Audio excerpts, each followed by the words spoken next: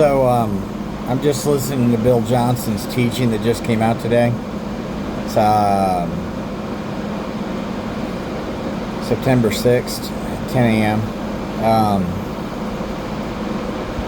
And I see a picture of a present, and the present is wrapped on the outside, but the person that comes to the present can't see that there's more presents underneath it, but I can see it because I'm looking at it from like a movie. And so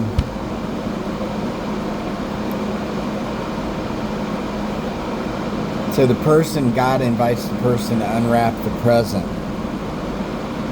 Woo, woo. Unwrap this moment. Go beneath the surface and unwrap this moment and see what is hidden. It's a gift for you. And so the person unwraps it and he leaves. He takes what's inside and he leaves, and he goes and shows his friends. And then he comes back, and he was so excited to receive the thing that he was present to receive a present. So he's so excited by that. He's invigorated at his encounter with God, but it's a shallow present. And I can see beneath it, that's just the tip of this pyramid, if you will. And they get bigger and bigger and bigger and bigger and bigger, and deeper and deeper and deeper. And they're all wrapped. And they all have his name on them. Right? You don't get hung on the triangle. It's a shape. Okay? Alright? Jesus blessing. Freedom. Alright? So here. He comes back and he sees that there's a shape that matches the outline of the present that he received. And it's I see it kind of like from a distance, and it looks like a complex puzzle piece. Like some ornate, highly skilled, almost impossible shape. And he takes it over and he moves it, and he's twisting the shape. Kind of like when we used to play when we were kids and we had the square peg and the square hole, and the round peg and the round hole, precept upon precept, line upon line. These things are added. And so even as I'm speaking, I'm getting more of the vision. As I'm being obedient to the vision, you receive more of it. As you find how the puzzle fits together, more is given. So it's not a test, it's a gift. So he twists it and it goes click, and that piece falls into the next piece, which he also has to unwrap. Except this time he doesn't go around and show all his friends. This time he's fascinated by God. This time he's fascinated. It's a pure delight of a child that's just like, what's next? I'm in amazement. Woo! I'm not scared. Let's see what happens.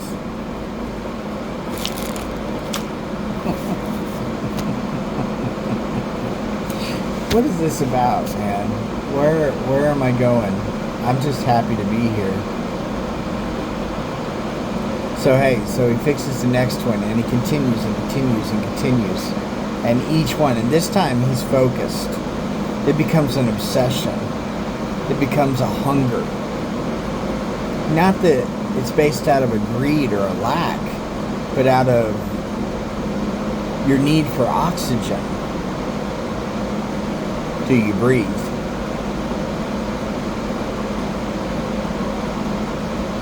Right? He gets down to the last one.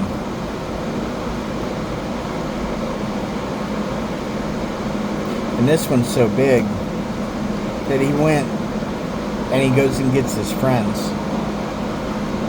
And he says, hey guys, I can't move this into position. This is the last piece. And it has all the weight and all the glory and all the power and all the identity of all the other pieces that have been put together. And he's to his last piece, but he's wrestling with it. And he can't get it to fit, so he goes to his friends. He goes to his family. He goes to his brothers and sisters that have an economy of understanding for glory and destiny and encounter. And he grabs them, and they all come together, and it's like a party. And they're laughing, and they're talking to each other, and you're like, what do you think this is? They're cultivating wonder and the excitement of what is to come and what is at hand, because they're touching the thing. They have an active part in bringing about the change, and God's delighting in all of it. And they finally move that last piece, and there's a hush that comes over them all, and that piece slowly goes in. Ka-chish. And then there's power.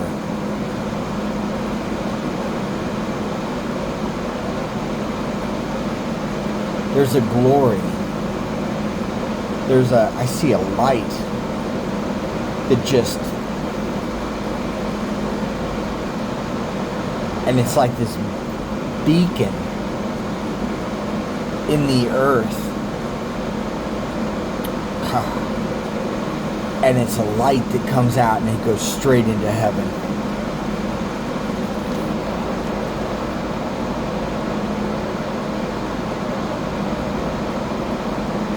And I see it hit the throne of heaven. And it's reflected into glory. It's reflected into color. It's reflected into sound. It's reflected into a harvest.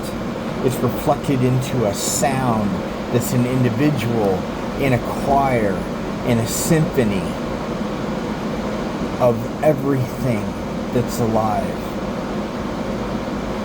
Everything that was created to bring God glory.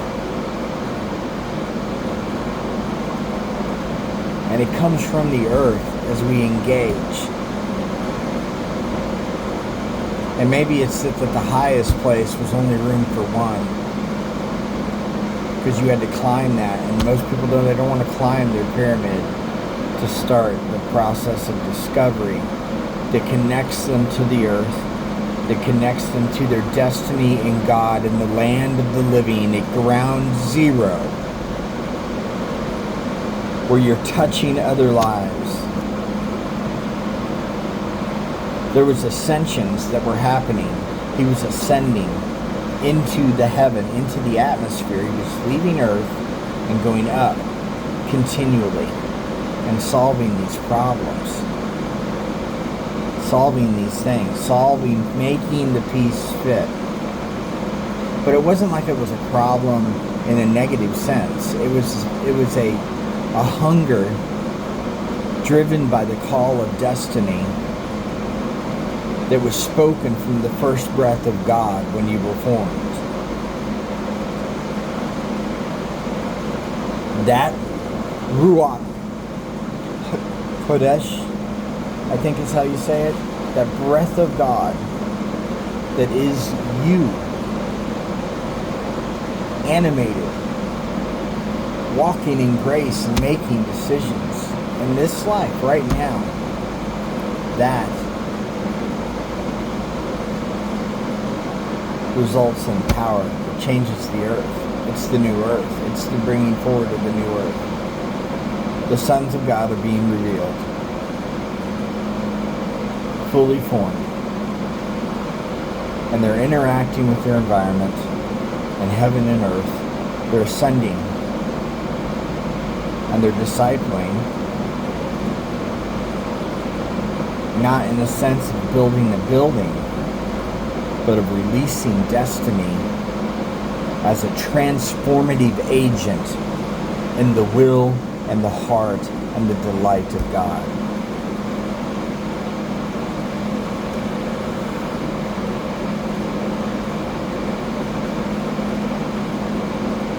How good this is. It's the very best. Bless you.